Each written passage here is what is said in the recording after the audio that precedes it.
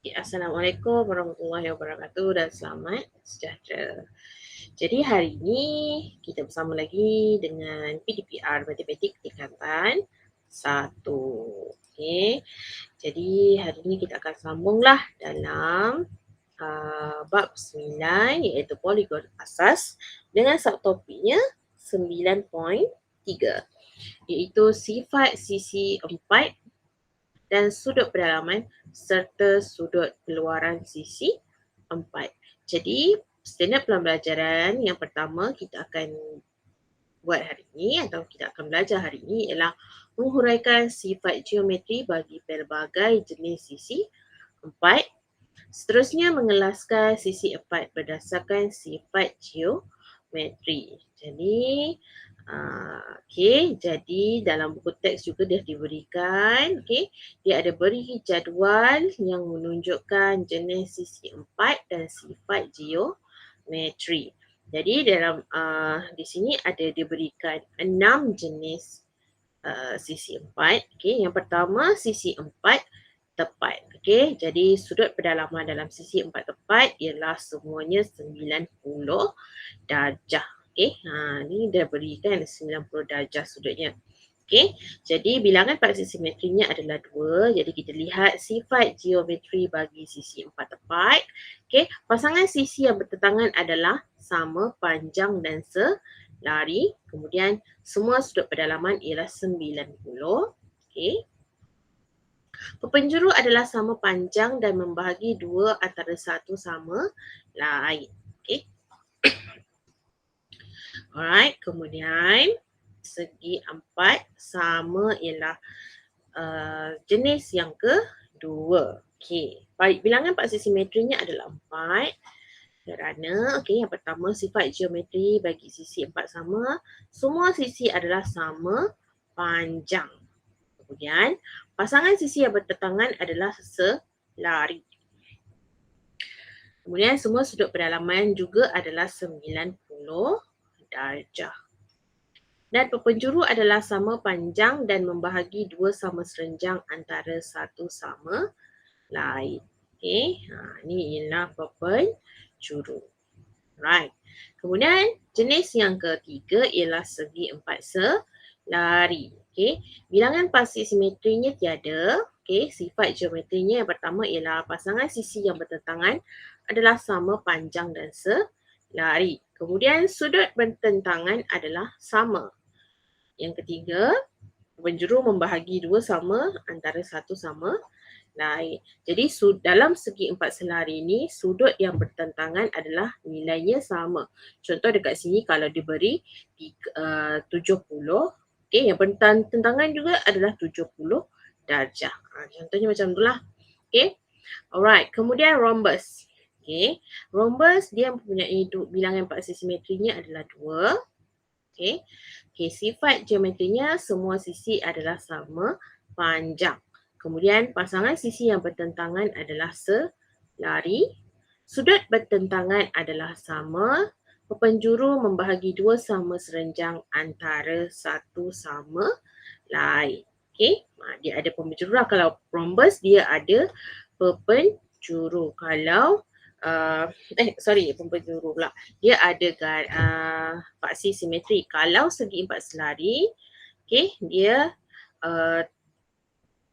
tiada paksi simetri kerana pasangan sisi yang bertentangan adalah sama panjang.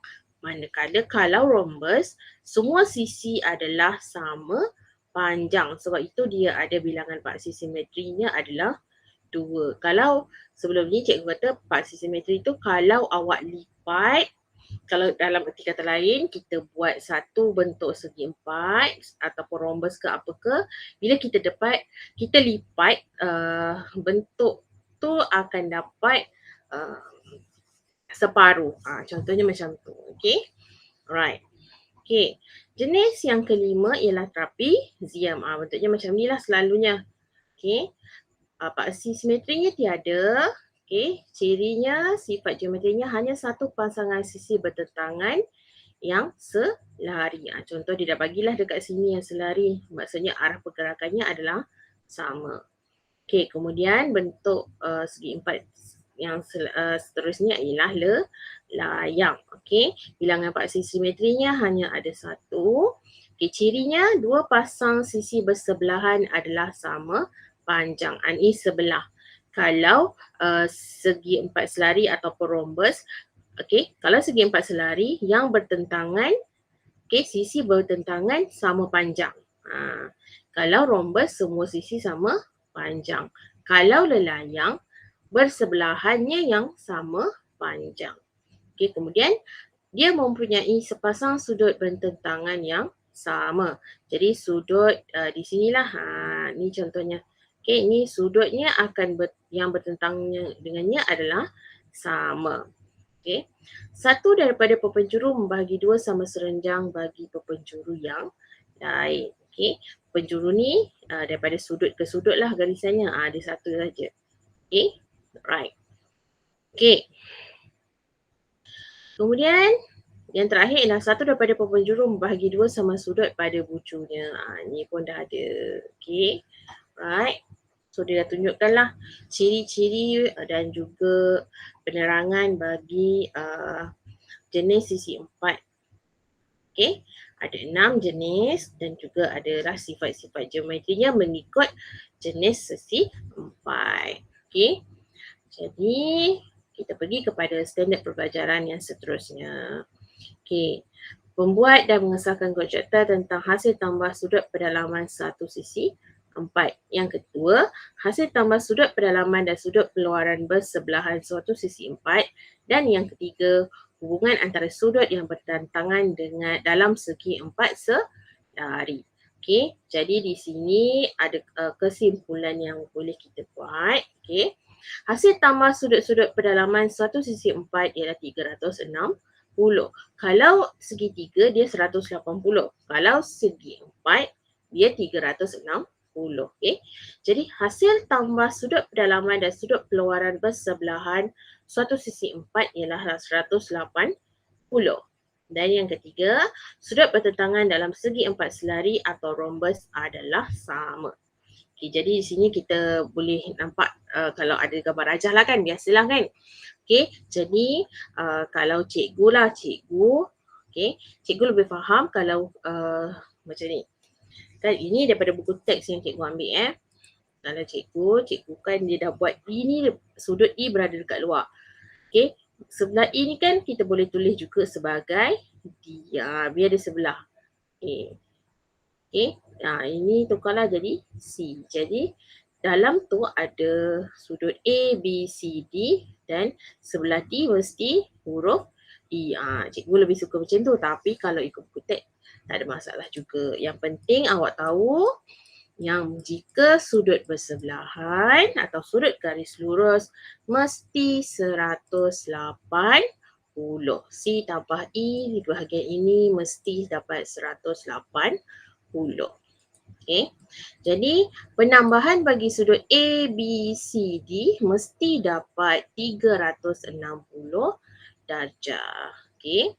Ini yang kita akan belajar hari ni lah, yang terbaru. Okay. A tambah B tambah C tambah D ialah 360 darjah. Manakala sudut pada garis lurus ialah ataupun bersebelahan mesti dapat 180 darjah. Okay. Okay, kemudian ini ialah bentuk segi empat selari. Okay, sebab dia ada dua sisi yang bertentangan yang sama panjang. Ini yang pertama. Okay, yang ada dua nak panah ni. Yang pertama dan yang kedua yang ada satu nak panah ni. Okay. Okay, ini adalah segi empat selari. Okay, bila segi empat selari, sudut yang bertentangan mesti sama. So, S sama dengan Q, P sama dengan R. Okay. Okay, jadi untuk lebih faham macam biasa kita akan buat contoh. Okay, jadi berdasarkan buku teks contoh yang kelima, dalam setiap rajah yang berikut PST ialah garis lurus. Okay, hitung nilai X dan Y. Jadi kita pergi dulu kepada soalan A. Okay, diberi dekat sini ada satu maklumat yang dia dah beri sebenarnya. Okay, maklumatnya PST ialah garis lurus. Okey. Apa-apa saja sudut yang berada pada garisan PST ini mesti ialah 180 darjah. Okey. Okey, kemudian baru kita pergi kepada soalan A. Jadi kita pergi dulu, dia minta kita cari yang X ni. So X ni kalau perasan dia berada di garis PST. Jadi X ini kita boleh anggapkan tambah 100 dapat berapa? Mesti dapat 180 darjah. Okay. Jadi X sama dengan 180 darjah tolak 100 darjah. Jadi X bersamaan 80 darjah. Okay. Bila kita dah dapat 80 darjah. Okay. Okay. Jadi kita boleh tukarkan terus nilai X dengan nilainya iaitu 80 darjah. Okey, kemudian baru kita cari Y. Okey, untuk cari Y. Okey, disebabkan Y ini berada di dalam segi 4, jadi telah diberikan di sini semua sudut di dalam bila tambah semua sekali mesti dapat 360. Okey, jadi mesti dapat 360. Jadi bermula dengan Y darjah tambah 145 darjah tambah 52 darjah tambah 80 darjah mesti dapat 360 darjah. Okey. Kemudian Y. Okey. Jadi awak tambahkan dulu 145 tambah 52 tambah 80. Okey, pakai kalkulator. Tambah dulu. Okey. 197. Okay, 197 tambah 80 ialah 277. 277. So 277 sama dengan 360. Jadi boleh cari nilai Y? Boleh. So Y sama dengan 360 tolak dengan 277. Jadi nilai Y itu kita akan dapat. Okay.